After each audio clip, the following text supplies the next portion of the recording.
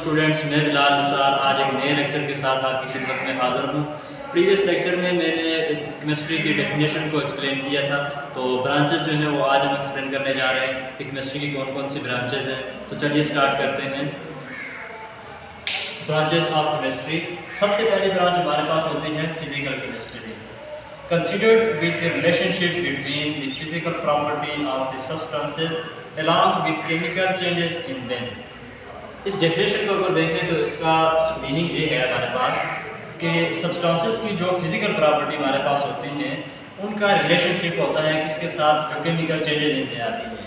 Physical changes में उसका जो रिलेशनशिप है केमिकल चेंजेस के साथ, केमिकल जो चेंजेस आती हैं उनको हम फिजिकल केमिस्ट्री में स्टडी करते हैं। इसी के साथ हम दूसरा अगर देखते हैं इसकी ब्रांच को, तो वो है ऑर्गेनिक केमिस्ट्री।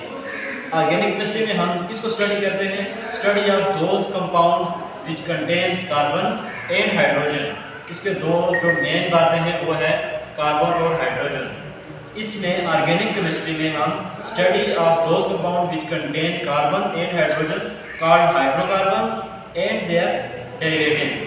मतलब कि ऑर्गेनिक केमिस्ट्री में हम कार्बन और हाइड्रोजन को स्टडी करते हैं। कार्बन और हाइड्रोजन जो मिलकर हाइड्रोकार्बन बनाते हैं उनको और उनके डेरिवेटिव्स को हम स्टडी करते हैं ऑर्गेनिक केमिस्ट्री में।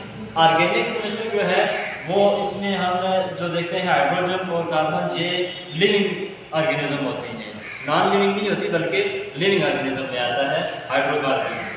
बल्कि इसमें अगर देखा जाए तो कार्बन और हाइड्रोजन का रिलेशनशिप होता है, इनका रिएक्शन होता है। लेकिन कार्बन डाइऑक्साइड को अगर हम ले लेते हैं, यहाँ पर अगर हम देखें तो ये कार्बन और हाइड्रोजन का आपस में मतलब कि रिलेशनशिप है, लेकिन यहाँ पे हाइड्रोजन तो इन्वॉल्व ही नहीं है।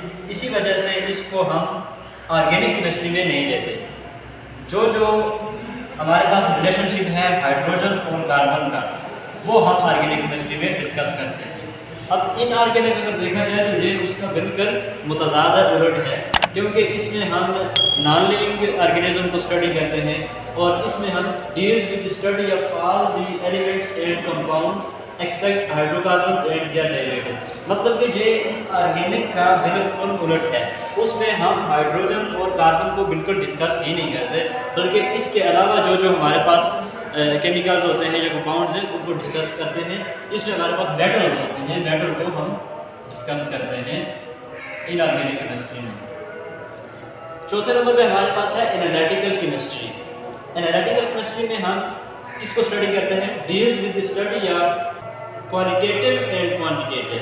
मतलब कि क्वालिटेटिव का मतलब होता है कि वो किस किस्म की है चीज़, उसकी काइंड कौन सी है, और क्वांटिटेटिव का मतलब है कि वो है कितनी सी, उसकी मिकदार कितनी सी है।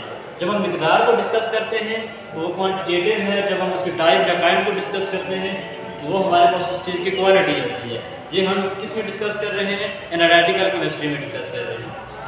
और ये हो किस पे रहा है, ये किस चीज़ की डिस्कशन है? मैटर की। मैटर की जब हम क्वालिटेटिव और क्वांटिटेटिव को डिस्कस करते हैं तो वो हमारे पास एनालिटिक केमिस्ट्री में होता है।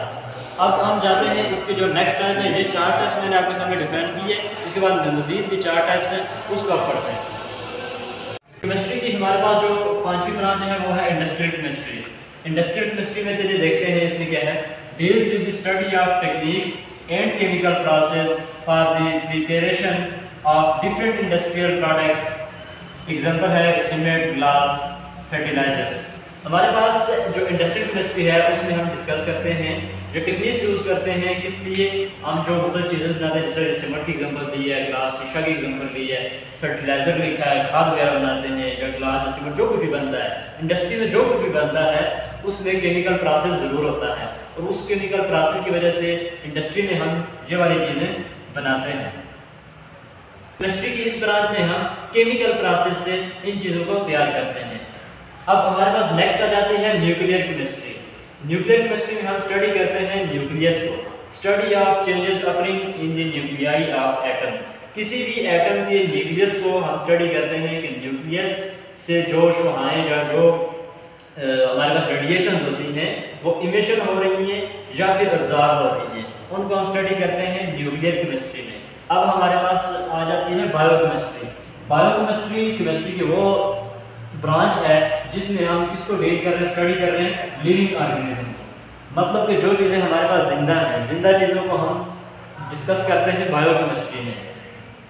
इसकी एग्जांपल अगर हम अपने पास देखें तो हमारे पास जो एनिमल है या जो हमारे पास प्लांट हैं, उनमें जो जो भी कंपाउंड्स यूज हो रहे हैं या कंपाउंड जो उनमें मौजूद हैं, उनको हम बायोकेमिस्ट्री में डील करेंगे, उनको स्टडी करेंगे। अब लास्ट नंबर पे हमारे पास जो केमिस्ट्री की ब्रांच आती है वो है एनवायरमेंटल केमिस्ट्री। एनवायरमेंटल का लफ्ज़ ही मतलब समझ आ जाता है कि माहौल के बारे में बात हो रही है, कि इसमें हम जो हमारे पास रिएक्शन होते हैं, केमिकल रिएक्शन होते हैं माहौल में। फ़र्ज़ किया अगर एक बंदा स्मोकिंग कर रहा है तो निकोटीन जो उससे मतलब कि स्मोकिंग की वजह से निकलती है, उसका जो धुआं होता है वो बंदे के फेफड़े के लिए नुकसानदेह होता है। तो उसका इम्पैक्ट क्या होता है, उसका बॉडी के लिए नुकसानदेह होता है।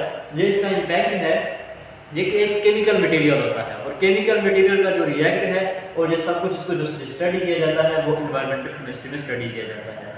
उम्मीद है आपको आज के लेक्चर की समझ आई होगी। मिलते हैं एक नई वीडियो के साथ, तब तक के लिए अल्लाह।